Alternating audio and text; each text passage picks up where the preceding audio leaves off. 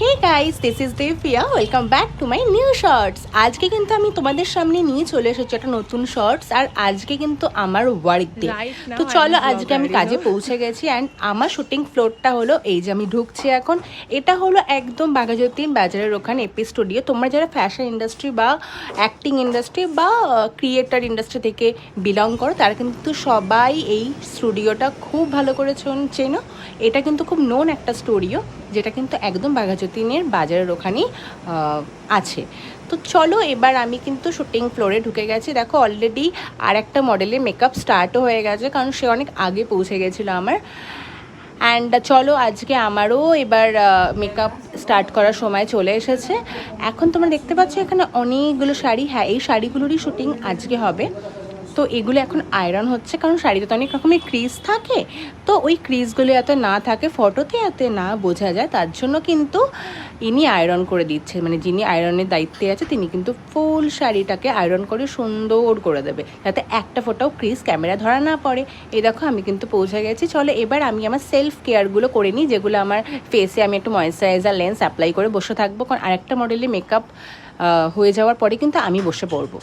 And দেখো, এখানে আমার স্টাইলিস্ট কিন্তু পুরো টেবিলটাকে আমাদের জুয়েলারিতে সাজিয়ে দিয়েছে। ও কিন্তু প্রত্যেকটা শাড়ির সাথে ম্যাচিং করে জুয়েলারি আমাদেরকে পরাবে, যাতে আমাদেরকে আরও সুন্দর লাগে, প্রত্যেকটা শাড়ি আরও ভালো দেখতে লাগে। অ্যান্ড প্রত্যেকটা জুয়েলারি কিন্তু খুব সুন্দর ছিল। অ্যান্ড দেখো, এখানে কিন্তু অলমোস্ট আমি মেকআপে বসে পড়েছি। এবার কিন্তু আমার ফেসের উপর মেকআপ অ্যাপ্লাই করা হবে। অ্যান্ড প্রত্যেকটা মেকআপ কিন্তু খুব সুন্দর ছিল। আর আজকে আমার মেকআপে ছিল আরুষি।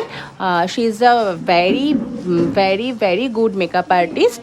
ও কিন্তু অ্যাকচুয়ালি এখন মুম্বাইতে থাকে, আগে কলকাতায় থাকতো, বাট এখন কিন্তু মুম্বাইতে থাকে। সনি টিভিতে একটা সিরিয়ালস ও করছে। তো দেখো, আমার কিন্তু অলমোস্ট মেকআপ ডান। এবার কিন্তু আমার হেয়ার স্টার্ট হবে।